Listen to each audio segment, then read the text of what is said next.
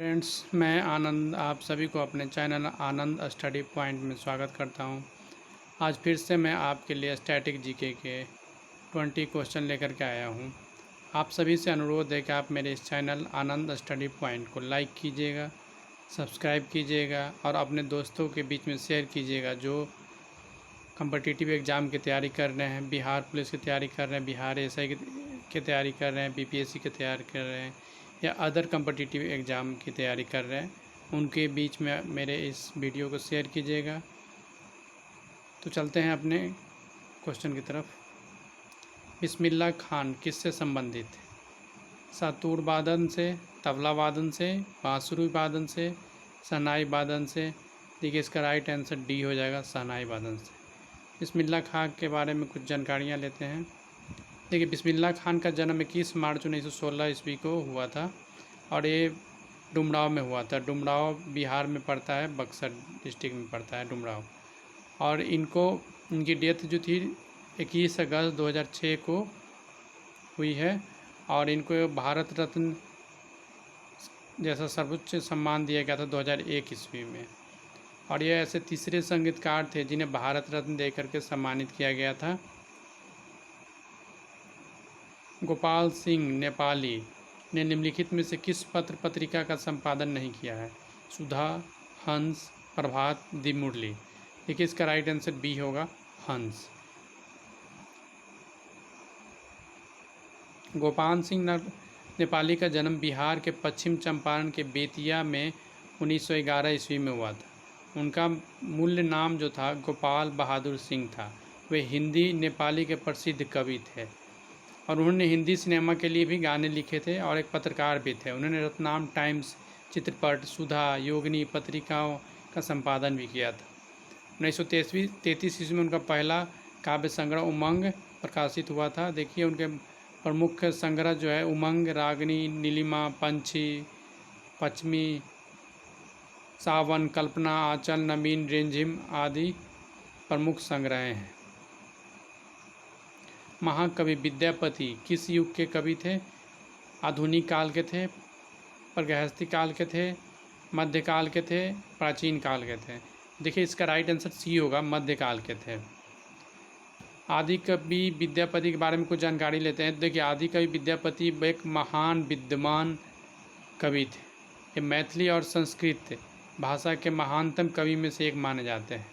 इन्होंने बहुत सारे काव्य रचनाओं की रचना की थी। ये वैष्णव, शैव और शक्त भक्ति से रिलेटेड अपने कविताएं लिखे थे। ये बिहार में लोक भाषा के जन चेतना को जीवित करने के लिए महान प्रयास किया था। मिथिलांचल में इन्हें बहुत ज़्यादा पूजा जाता है और बहुत ज़्यादा रिस्पेक्ट दिया जाता है।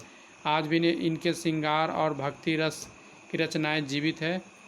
पद्मावली और कृति लता इनकी अमर रचनाएं हैं। दिनकर जी अपने किस रचना से राष्ट्रकवि के रूप में प्रसिद्ध हुए थे? इसके ऑप्शन है उर्वशी, हुंकार, धूप छाव, रेणुका। जिसके राइट आंसर इसके डी हो जाएंगे, रेणुका। रामधारी सिंह दिनकर का जन्म बेगूसराय के सिमरिया गांव में हुआ था। इन्हें राष्ट्रकवि के रूप में जाना जाता है। चंपारण नील आंदोलन के राष्ट्रीय नेता कौन थे? महात्मा गांधी, राम सिंह, बाबा रामचंद्र या बिरसा मुंडा। देखिए इसका राइट आंसर महात्मा गांधी हो जाएगा। महात्मा गांधी 1917 10 अप्रैल 1917 ईस्वी को बिहार में आए थे, पश्चिम चंपारण में। इन्हें वहाँ ले जाने का श्रेय राजकुमार शुक्ला को जाता है और यहाँ पे नील की खेती, तिनकटिया नील की खेती के अगेंस्ट में वहाँ के किसान विरोध कर रहे थे। इसी के समर्थन करने के लिए महात्मा गांधी चंपारण में नील आंदोलन के नेता के रूप में आए थे। राजकुमार शुक्ल किस गांव के निवासी थे? देखिए मुरबी भरवा गांव के थे। ये मोतिहारी में पड़ता है। राजकुमार शुक्ल वही राजकुमार शुक्ल है जो गांधी जी को बिहार आने के लिए प्रेरित किए थे नील आंदोलन में। कुंवर सिंह ने 1857 का विद्रोह का नेतृत्व किस प्रांत का किया था? देखिए इसका राइट आंसर बी हो जाएगा। बिहार में 1857 के क्रांति का नेतृत्व कुंवर सिंह ने किया था। कुंवर सिंह का जन्म जगदीशपुर में हुआ था। कुंवर सिंह कहाँ के राजा थे? देखिए इसका जगदीशपुर में हुआ था, राइट आंसर सी होगा। कुंवर सिंह के विरुद्ध आरा में अंग्रेजी फौज का नेतृत्व करने वाला पहला सेना नायक इनमें से कौन सा? इसका राइट आंसर बी होगा, कैप्टन डनबर।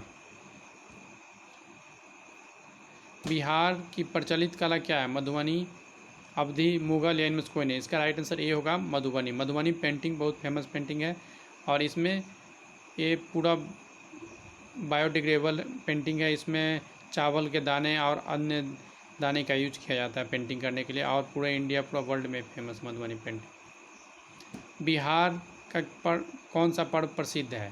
दुर्गा पूजा, बैसाखी, छठ पूजा, इनमें से कोई नहीं? इसका राइट आंसर सी होगा, छठ पूजा। सोनपुर मेला को किस मेला के नाम से भी जाना जाता है? इसका राइट आंसर ए होगा, हरिहर क्षेत्र के मेला के रूप में भी जाना जाता है। निम्नलिखित में से कौन बिहार का लोक नृत्य है? झाली, गरबा, कर्मा या जट जटनी? इसका राइट आंसर डी होगा, जट जटनी बिहार का एक लोक नृत्य है। पद्म श्री सीता देवी किस के लिए प्रसिद्ध थी? तो इसका राइट आंसर बी है, मधुबनी पेंटिंग के लिए प्रसिद्ध थी। नालंदा महाविहार किसके लिए विख्यात है? महावीर के जन्म स्थान के लिए, संग्रहालय के लिए, पाली अनुसंधान के लिए, हेन सांग का स्मारक के लिए? देखिए इसका राइट आंसर डी होगा, हेन सांग के स्मारक के लिए हुआ था। हेन सांग चीनी यात्री था जो कि नालंदा विश्वविद्यालय में आकर पढ़ाई किया था। नालंदा विश्वविद्यालय की स्थापना चंद्रकुमार गुप्त ने करवाया था, गुप्त वंश का शासक था। और नालंदा विश्वविद्यालय को नष्ट करने का श्रेय बख्तियार खिलजी को जाता है, जो 12वीं शताब्दी में नष्ट किया था। यहाँ पे बौद्ध धर्म की पढ़ाई होती थी। Thank you for watching friends. आप सभी से अनुरोध है कि आप मेरे वीडियो को लाइक कीजिएगा, सब्सक्राइब कीजिएगा और अपने दोस्तों के बीच शेयर कीजिएगा। बहुत बहुत धन्यवाद। शुभ रात्रि।